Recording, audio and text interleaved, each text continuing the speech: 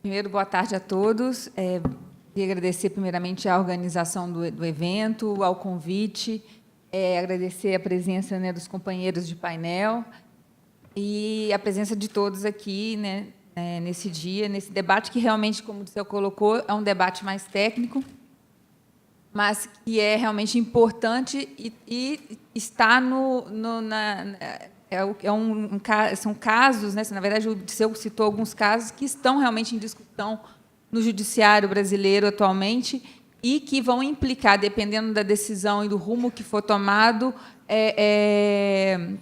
benefícios, né, e implicações econômicas, enfim, para determinados setores, né, dessa indústria musical. A questão do streaming é engraçado porque eu participei de um painel parecido com esse exatamente há um mês atrás, no Rio de Janeiro, e o título do painel era justamente o mesmo. Streaming, que começava com uma pergunta, né? Streaming é execução pública?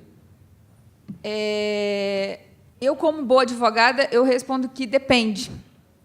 Depende de que tipo de transmissão, utilizando a tecnologia streaming, porque streaming é uma tecnologia, uma forma de transmissão de dados. E, dependendo da forma de transmissão que se realizar utilizando dessa tecnologia, a gente pode ter um ato que se configura dentro do conceito legal de execução pública ou não. Se a gente estiver falando de um ato de transmissão mediante tecnologia streaming linear, ou baseado numa estrutura ponto a multiponto, em que a percepção no caso a obra musical que a gente está discutindo, essa percepção ela é simultânea por toda a coletividade, ela se dá no mesmo momento para todos, a gente está diante de um ato de execução pública. E existe transmissão que se utiliza dessa tecnologia streaming que permite essa percepção simultânea da obra? Sim. O Dirceu citou dois tipos de ato que são discutidos atualmente também no judiciário: o simulcasting e o live streaming. Não vou entrar no mérito do simulcasting, porque existe uma discussão, não com relação à natureza jurídica desse ato, mas com relação se é devido ou não a cobrança, quando uma mesma pessoa jurídica utiliza uma transmissão via radiodifusão sonora tradicional e essa mesma transmissão de conteúdo via streaming. Eu não vou entrar nesse mérito dessa discussão se há ou não dupla cobrança, mas o que é importante destacar é que a natureza jurídica desse ato de simulcasting é de execução pública.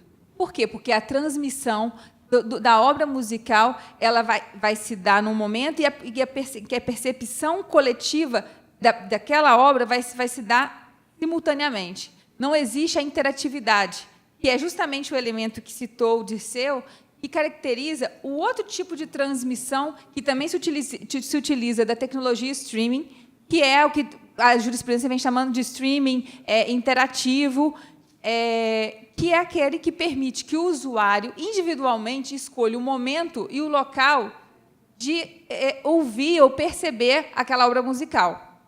Há uma diferença, então, na forma da transmissão.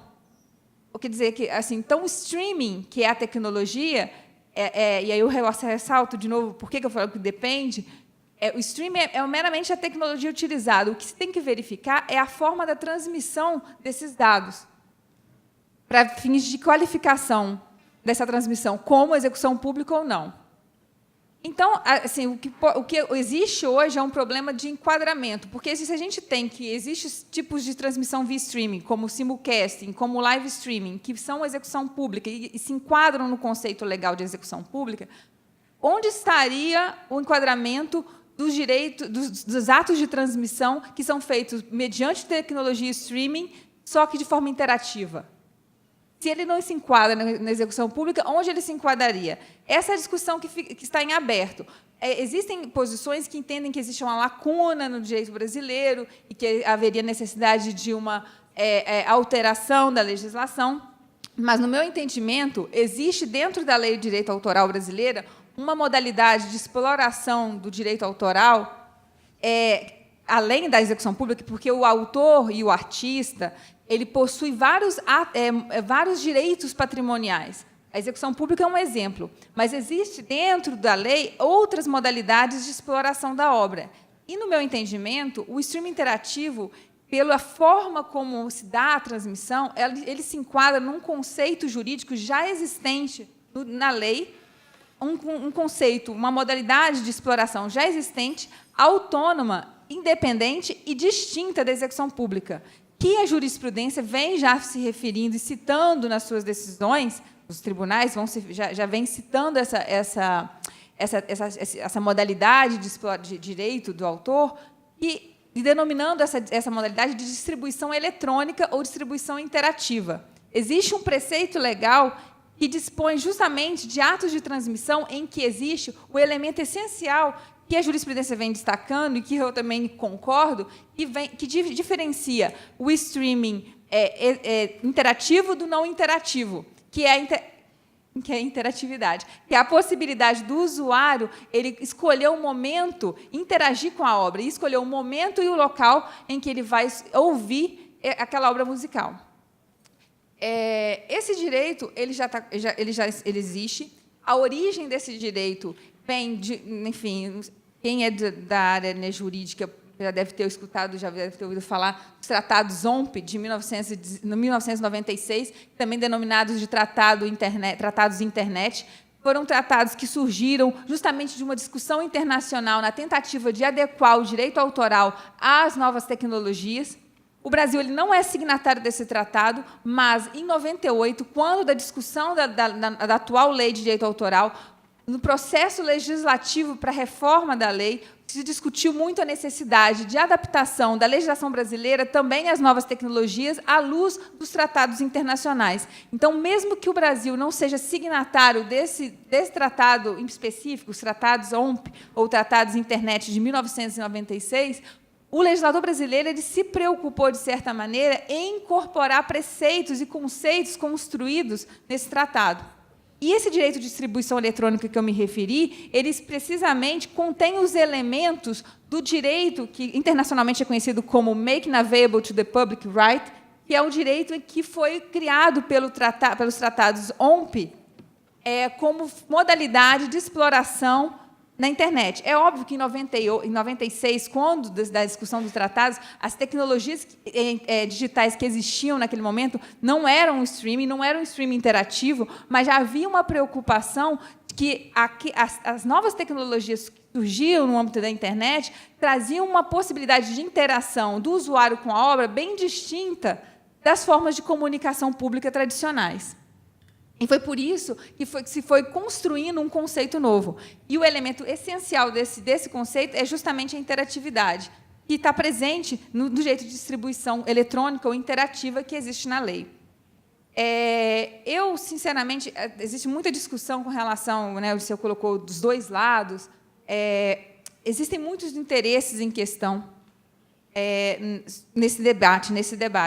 Eu, particularmente, não vejo de forma negativa a gestão coletiva. Pelo contrário, a gestão coletiva que é exercida pelo ECAD, ela é essencial e, muitas vezes, é a única forma e garantia de vários artistas e compositores que não têm poder de negociação com as grandes empresas, com os grandes setores da indústria, da indústria musical. E eu não vejo nenhum problema com a realização da gestão coletiva no âmbito digital. A questão é que o direito posto, o direito que existe hoje, como está escrito na lei, ele não permite compreender ou incluir dentro da gestão coletiva que é exercida pelo ECAD o streaming, especificamente o streaming interativo. Eu não falo do simulcast, eu não falo do live streaming. E a jurisprudência já vai apontando nesse sentido. Mas o streaming interativo, da forma como a lei está escrita hoje, não se enquadraria no conceito de execução pública. E por mais que existam interpretações que tentem incluí-lo ali, todas as interpretações não são baseadas no texto expresso da lei. E isso é um dos pontos com que eu discordo, porque a gestão coletiva de um direito autoral ela é uma restrição ao direito do autor. As pessoas podem falar assim, mas como restrição se você acabou de falar que ela é benéfica? Ela é benéfica porque ela garante uma remuneração mínima aos artistas e aos compositores. Mas esse artista e esse compositor, ele tem que delegar o seu direito a associações que vão, representando esse artista, esse compositor, negociar em nome dele. E essa negociação ela é uma negociação coletiva. A gente não está falando mais de um direito daquele compositor, daquela artista, mas de um bolo de direitos, um conjunto de direitos que vão ser negociados em bloco. E, obviamente, a remuneração que esse artista ele teria, se tivesse condições de negociar individualmente, seria muito mais relevante, ou muito mais importante, ou considerável, do que a remuneração que ele obtém via gestão coletiva. Mas a gestão coletiva é necessária, eu digo.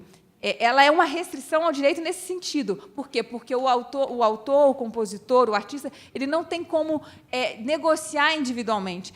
Mas, ele, ao mesmo tempo, ele talvez não poderia nunca negociar individualmente, porque ele não teria condições de fazê-lo. Por isso a importância da gestão coletiva. Mas isso não a faz, não deixa de caracterizar essa gestão como uma forma de restrição do direito, que antes poderia ser negociado individualmente e que vai ter que ser negociado o quê? De forma coletiva. Como ela é uma restrição a um direito individual, eu entendo que qualquer disposição sobre gestão coletiva deve ser feita de forma expressa na lei. Então, da mesma forma como no conceito de execução pública, ao longo do tempo, se incluiu atos como a radiodifusão e a exibição cinematográfica, porque foram expressamente incluídos no conceito de execução pública, da mesma forma, se houvesse um entendimento do mercado, da necessidade de inclusão do streaming interativo no âmbito da execução pública, através de um processo legislativo, isso teria que ocorrer, mas, justamente, através de uma modificação da lei. Não poderia ser feito através de uma mera interpretação extensiva. Por quê? Porque a gestão coletiva, por mais benéfica que ela seja, e ela é aos interesses dos autores e dos compositores, ela é uma restrição a um direito exclusivo do autor. Então, para se disciplinar a gestão coletiva, isso tem que ser feito mediante a alteração da lei. Essa é a minha posição. É óbvio que... Eu estou finalizando. É óbvio que atualmente, com a conjuntura política do nosso país, uma reforma legislativa nesse sentido seria praticamente impossível, infelizmente. Isso também, de uma certa forma, foi alegado em 2012, 2013, quando se discutiu a reforma do sistema de gestão coletiva e que o Ministério da Cultura, naquele momento, realmente trabalhou intensamente e conseguiu a aprovação. Esse momento político de 2012, 2013 não existe hoje. Dificilmente uma reforma, há um interesse ou uma vontade legislativa no sentido de propor reformas, mesmo que pontuais, à legislação autoral neste momento, pelas dificuldades institucionais, a crise institucional que o país vive. Mas eu entendo que, e aí eu acho que é uma reflexão final, que até para que se fortaleça essa vontade legislativa que eu entendo, na minha opinião, é necessária para que se haja uma alteração da lei, é importante que agora se aproveite esse momento, eventos como esse, para que se estreite os diálogos entre os vários setores, em que se esqueçam um pouco as divergências e os pontos em conflito, e que, de uma certa forma, todos os setores envolvidos eles possam dialogar buscando o interesse comum, que é o fortalecimento da indústria musical. Acho que, dessa forma, esse diálogo saudável, equilibrado, e que busque justamente essa vontade legislativa, ou um ponto de consenso ou de equilíbrio para que haja essa vontade legislativa, ele realmente só vai trazer benefícios para todos os setores envolvidos e para a música brasileira. Então, essa seria a minha mensagem. Eu agradeço a todos a atenção e um bom dia. Obrigada. Obrigado. Juca, além de advogado, você também tem uma atuação muito forte como autor, como artista, e participa dentro das sociedades de gestão, através da Abramos, né, inclusive da diretoria. Eu queria saber também a sua perspectiva nesse sentido e também que falasse um pouco como ela falou, há muitos interesses, além de apenas dois lados dessa conversa, né? Então, eu queria que você pudesse explicar um pouquinho para a gente a tua perspectiva com relação à execução pública e também quais são essa gama de interesses por trás disso. Obrigado. Bom, boa tarde. Eu agradeço muito a oportunidade de estar aqui participando desse painel. Me sinto honrado de estar ao lado de pessoas tão gabaritadas no exercício do seu trabalho nesse mercado da música e do direito. E eu, efetivamente, eu sou diretor da Abramos. A Abramos é uma das sociedades autorais que compõem o chamado Sistema de Gestão Coletiva. E eu lamento, inicialmente, a ausência das duas pessoas mais identificadas com o sistema, que são Marcelo Castelo Branco, presidente da UBC, e o Ricardo Melo, que também é da Abramos, porque eles trariam aqui também uma outra visão. O Marcelo, certamente, uma visão mais de dentro do ECAD, e o Ricardo, uma visão muito importante, porque ele teve uma atuação junto ao Ministério da Cultura, quando houve a discussão que gerou, um grupo de trabalho que gerou uma instrução normativa no final da gestão do Juca Ferreira, que, dentre outras coisas, exteriorizava o entendimento de que o streaming seria execução pública, dentre outras questões ali colocadas. Então, de qualquer maneira, a minha atuação dentro da Abramos é uma atuação principalmente ligada ao autor, porque uma sociedade de gestão coletiva, aqui, como funciona a gestão coletiva no Brasil, dentro da mesma sociedade estão representados produtores fonográficos, editoras, autores, intérpretes. Isso é um sistema sui generis, que não tem igual em todo o planeta, e que causa perplexidade, inclusive, a muitos colegas de sociedades de outros países. E a grande questão que eu vejo no problema do streaming, antes de entrar especificamente na questão de execução pública, distribuição, é que nós estamos no meio de uma revolução. Eu acho que o quadro que melhor resume o que está acontecendo hoje é aquela tirinha que foi colocada ali. O que está acontecendo? Não sei, não sei, não sei. Porque existe, na verdade, eu sou integrante de uma sociedade autoral, sou presidente da comissão da OAB de São Paulo de Direito Autoral e Direito do Entretenimento, mas eu sou autor também. Eu não sou um autor episódico, eu sou um autor que tem várias músicas gravadas, eu sou um performer, eu gravo discos, e eu tenho músicas executadas em rádio, eu recebo do ECAD. Então, e eu tenho muitos amigos que não conhecem absolutamente nada do que está acontecendo, que não entendem absolutamente nada do que está acontecendo. Aliás, eu diria para vocês que 99% dos artistas não têm a mínima ideia do que está acontecendo. E nós estamos exatamente no meio de uma revolução. E o ponto principal dessa revolução para os artistas é a justa remuneração aos artistas no streaming. Esse é o ponto principal. Porque, se nós observarmos a evolução da relação entre a internet e o direito dos autores, nós tivemos o que poderia se chamar de primeiro movimento, que foi na primeira década, talvez, da existência da internet, que poderíamos chamar esse primeiro movimento o movimento Napster, que foi quando os arquivos musicais e de outras modalidades de obras intelectualmente protegidas foram difundidas na internet de uma forma avassaladora, sem qualquer remuneração. Então, nesse primeiro momento, não havia remuneração nenhuma aos autores. E houve, como consequência disso, uma derrocada quase do sistema. As estatísticas com relação ao mercado da música, principalmente as gravadoras, a pirataria digital e pirataria física acarretou uma queda terrível da indústria da música, e se iniciou uma recuperação a partir do que poderia chamar do segundo movimento. Qual foi o segundo movimento? Foi há mais ou menos uns 15 anos, quando começaram as primeiras tentativas remuneratórias de audição de música na internet, através do iTunes, que representou uma coisa muito importante, e o próprio YouTube, que, por volta de 2010, começou a celebrar contratos com as sociedades de gestão coletiva em todo o mundo, e aí, muito embora os pagamentos começassem incipientes, havia uma remuneração. Então, se sentia que havia ali uma coisa que poderia gerar a receita para os autores. O streaming seria como se fosse o terceiro movimento.